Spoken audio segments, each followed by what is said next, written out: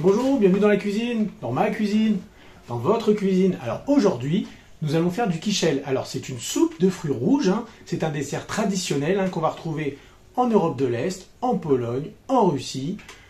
Ça se fait avec des petits fruits, donc tout ce qui est petits fruits rouges, cerises, groseilles, groseilles à maquereau, mûres, framboises, etc. etc. Alors quichel, ça veut dire aigre. Aigre, acide, parce qu'en fait au départ on faisait ça, on rajoutait pas forcément du sucre, on faisait ça avec les fruits du jardin, qui étaient des fois peu sucrés. On trouve dans de nombreux magasins polonais, russes, slaves, du quichel en poudre. Ah ouais, alors c'est comme des flancs Elsa un peu, sauf qu'à la place de mettre du lait on met de l'eau, on mélange et vas-y c'est bon, c'est fait. Alors c'est pas mauvais, mais bon c'est pas bon non plus, ça reste un produit très très industriel. Moi ce que je vais vous montrer c'est vraiment une recette traditionnelle, une recette de famille, donc qu'on faisait quand on avait des petits fruits rouges au jardin, mais pas assez pour faire des confitures. Il faut savoir qu'en Russie, dans les contes pour enfants, on retrouve beaucoup la recette. On parle de rivière de lait avec des berges de quichel. Vous voyez, c'est quand même quelque chose de très traditionnel. C'est parti pour les ingrédients. Pour faire ce dessert à la cerise, donc ce quichel à la cerise, je vais donc avoir besoin de cerises. Donc là, j'ai des cerises congelées, congelées et dénoyautées. J'ai 300 g de cerises congelées et dénoyautées, car c'est pas la période des cerises. J'ai 1 litre d'eau. J'ai du sucre roux. Là, j'ai 4 cuillères à soupe de sucre roux. Si vous voulez en mettre plus, c'est à votre convenance. Et là, j'ai de la fécule de pomme de terre. J'ai 4 cuillères à soupe bombées de fécule de pomme de terre. Vous voyez, bien bombée la cuillère. Pas de la petite cuillère comme ça, vraiment de la grosse cuillère. C'est ça qui va tenir le truc. Donc, la première chose à faire, ça va être donc de mettre le litre d'eau dans ma casserole. Puis les fruits rouges. Au premier signe d'ébullition, avec un presse-purée, je vais écraser mes cerises pour en sortir le maximum de jus. Je fais une première pression, et puis après, je passerai tout ça au tamis. Quand l'ébullition va devenir un petit peu plus importante, c'est-à-dire plus que les petites bulles qu'il y a là, je vais compter 3 minutes et après, je vais enlever du feu. Après 3 minutes d'ébullition, on va passer notre mélange pour enlever la pulpe.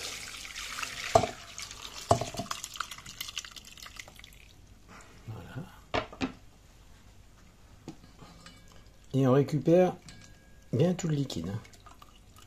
On n'en laisse pas, c'est vraiment là qu'il y a les sucres et le goût, c'est vraiment dans ce qui reste, dans la pulpe. Et le reste, on ne le jette pas, enfin moi je vais le mettre au compost. On va remettre le jus passé dans notre casserole et on va le refaire bouillir une fois.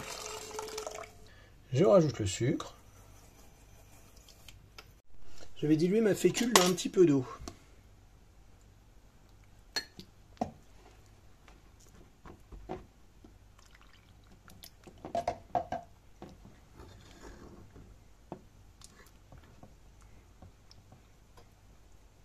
Au bout de 2 minutes d'ébullition, je vais ajouter ma fécule. En remuant, je ne cesse de remuer quand j'ajoute la fécule.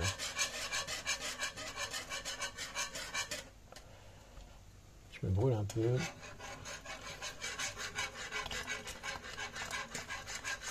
voyez comme ça épaissit? Alors là, vous choisissez votre consistance. Si vous voulez quelque chose qui ne soit pas trop épais ou assez épais, sachant qu'on va laisser encore 2-3 minutes et ça va encore gagner en épaisseur. Voilà. Pour moi, c'est bon l'épaisseur. On va être comme sur de la confiture chaude en fait en texture. Moi, c'est là que je la trouve le meilleur. Moi, je vais servir dans des coupes à glace. Donc, je vais remplir ma coupe à glace maintenant que mon mélange a bien refroidi.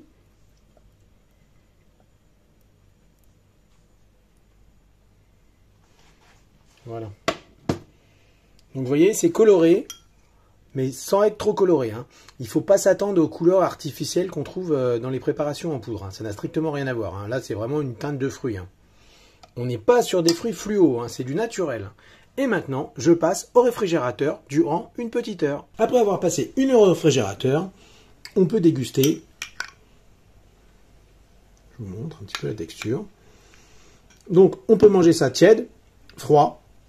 Moi, je le mange froid. Je rajoute une petite cuillère à soupe de crème fraîche dedans et quelques graines, on va dire, des fruits secs, un petit peu d'amandes, un petit peu de raisin sec. Voilà, et je vous remercie d'avoir regardé la recette jusqu'au bout. Je vous souhaite une bonne journée et si les recettes vous plaisent, n'oubliez pas que je poste régulièrement des recettes polonaises, slaves et traditionnelles, je dirais. N'hésitez pas à vous abonner. Bonne journée!